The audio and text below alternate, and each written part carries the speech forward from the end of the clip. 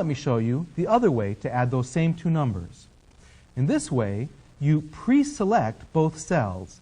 Click the first cell and drag down so that you see a border around both cells. Then, up here in this bar that has all these icons across, this is called a toolbar, go across until you find one that looks like an M on its side. That's the Greek letter sigma, which stands for sum, and it means AutoSum. Click the AutoSum button, and lo and behold, Excel extends the selection to include cell B10 and puts the answer right in there. If you look in the formula bar after selecting cell B10, you'll see that it says equals, all formulas have an equal in front of them, then sum, and then in parentheses, B8 through B9.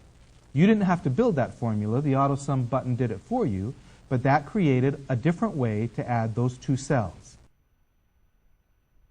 Why would you want to use AutoSum versus the explicit formula with the plus sign?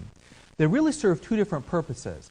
On the one hand, the AutoSum is a very easy way to create a sum formula, especially if you're going to create a formula that adds up more than just two numbers.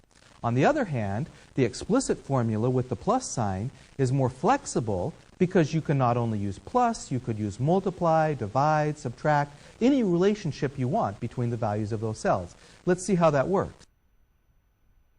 First, let's get rid of this sum formula that adds only cells B8 and B9. Because the cell is already selected, you can just delete it immediately. Press the delete key on your keyboard to get rid of the formula. Now select all three cells from B7, hold down the mouse button and drag down through B9. All three cells are selected, so when you click the AutoSum button, all three cells are included in the total. If this had 3 cells or 300 cells, it wouldn't make any difference. AutoSum is able to add however many cells you want. Now suppose, however, that you want to subtract the contents of cell B8 from the contents of cell B7. AutoSum can't do a subtraction at all. But if we use the other method, clicking a cell such as D7, and then click the Edit Formula button, again, ignore the assistant. Click the starting cell, the one you want to subtract from, which is B7. Type the minus sign, and then click cell B8. The formula is equals B7 minus B8, which is very similar to the formula that you used for adding. Then press Enter, click the check mark or the OK button, and you get 300 as the difference between 500 and 200.